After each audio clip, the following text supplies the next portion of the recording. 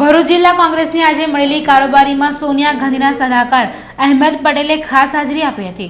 આજરોજ ભરૂચ જિલ્લા કોંગ્રેસની કારોબારી બેઠક યોજવામાં આવી હતી, જેમાં પ્રદેશ પ્રમુખ અર્જુન મોઢવાડિયા સહિત અગ્રણી કાર્યકરો વચ્ચે સોનિયા ગાંધી, રાજકીય સચિવ અહેમદ પટેલે સૂચક હાજરી આપી હતી અને ચૂંટણી દરમિયાન ઉમેદવારોની પસંદગી માટે થતા એક લીટીની સિસ્ટમને બંધ કરવાની તાકીદ કરતા મૃતપાય થયેલી કોંગ્રેસમાં પ્રાણ ફૂંકવાના પ્રયાસો કર્યા હતા।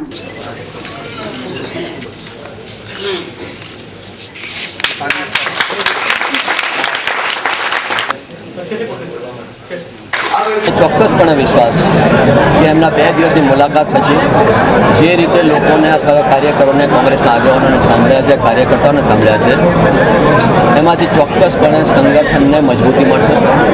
અને જ્યારે લોકસભાનું ઇલેક્શન આવશે ત્યારે જે રીતે કોંગ્રેસને ચાર્જ કરીને ગયા, એક નવો જેને પ્રાણ કહી શકાય, પ્રાણવાયુ આપીને ગયા છે, એનાથી કોંગ્રેસની સીટ ચોક્કસપણે ભારતીય જનતા પાર્ટી કરતા વધશે। અને જે કંઈક એક્સરસાઇઝ એમણે શરૂ કરી છે, જયપુરમાં તમને બધાને ખ્યાલ હશે કે એમણે એક ભાષણ કર્યું અને એમાં જે કંઈક વાત કરી હતી કે કોઈ પણ સંગઠન જે છે એની મજબૂતી માટે એકતા, અનુશાસન, સિસ્ટમ જેને કહી શકાય, જ્યાં સુધી એક સિસ્ટમ નહીં બનાવી અને ઇનિશિયેટિવ, આ 4 વસ્તુ ખૂબ જ જરૂરી છે।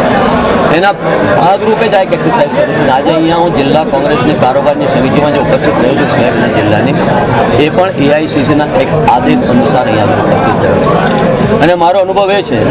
કે અહીંયા આગળ જે રીતે લોકોએ કન્સ્ટ્રક્ટિવ સજેશન આપ્યા છે, કારણ કે આખર તો જે કંઈ કોંગ્રેસના કાર્યકર્તા છે એને પોતાની વાત રજૂ કરવા માટે કોઈક તો પ્લેટફોર્મ જોઈએ અને આ એક પ્લેટફોર્મ કોંગ્રેસે પૂરું પાડ્યું છે, સોનિયાજીએ પૂરું પાડ્યું છે, રાહુલજીએ